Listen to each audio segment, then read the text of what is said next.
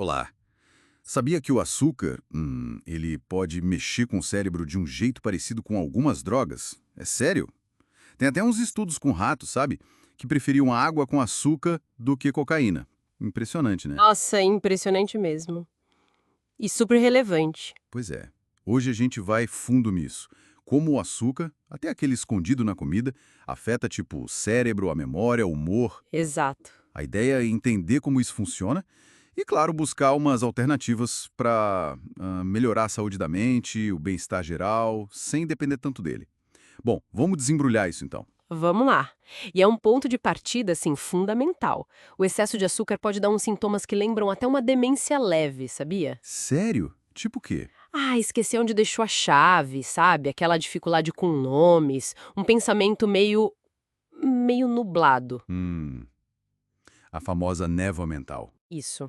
E o preocupante é o dano que pode rolar no hipocampo. Essa área é chave para a memória. E tem mais, tem a parte hormonal. O açúcar pode bagunçar os hormônios e aí contribuir para aquela ansiedade que parece que vem do nada. Nossa, mas assim, sempre falam que o cérebro precisa de açúcar, de glicose, para funcionar. Como é que fica isso? É verdade, ele usa a glicose sim.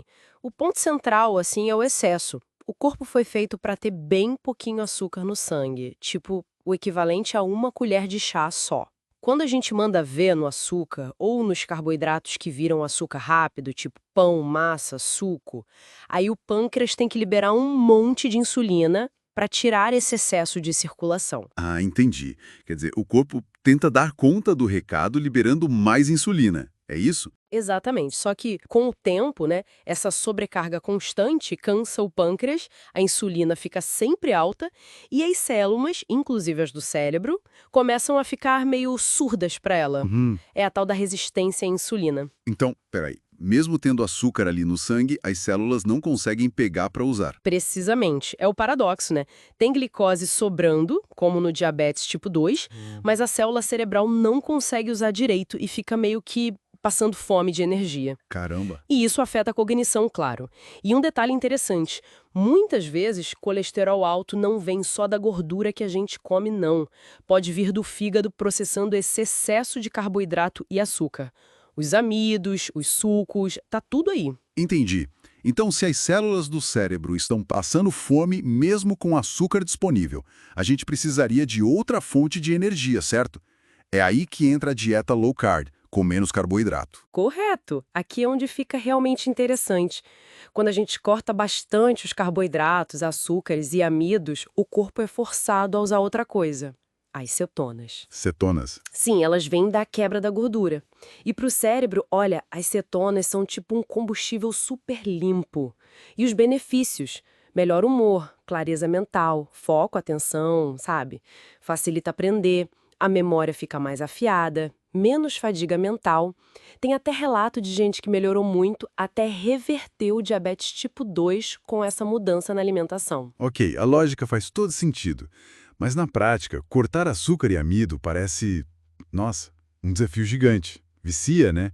E muita dieta falha porque a pessoa não se sente satisfeita, principalmente se cortar proteína e gordura junto. Essa é uma questão chave, com certeza. O segredo não é só cortar, é substituir do jeito certo. Proteína de qualidade, carne de pasto, ovo, peixe e gordura boa, sabe? Isso é essencial para dar saciedade, diminuir a vontade de doce, estabilizar o açúcar no sangue, ajuda até a reverter a própria resistência à insulina, que fica naquele ciclo de fome e desejo por carboidrato. Faz sentido. E a transição não precisa ser sofrida, tipo privação. Pensa em fazer uns upgrades. Upgrades, como assim? Tipo, trocar iogurte com açúcar por iogurte grego integral sem açúcar, talvez com umas frutas vermelhas. Usar chocolate amargo, 70% ou mais sem açúcar. Experimenta a receita de pão, de massa low carb com farinha de amêndoa, de coco. Até pratos que a gente gosta, tipo um frango ao curry indiano, o butter chicken, dá pra fazer delicioso sem açúcar, focando nos temperos, na gordura natural. Entendi. Então, o que tudo isso significa no fim das contas? Que repensar essa nossa dependência de açúcar e amido pode ser a chave para destravar uma mente mais afiada e mais bem-estar.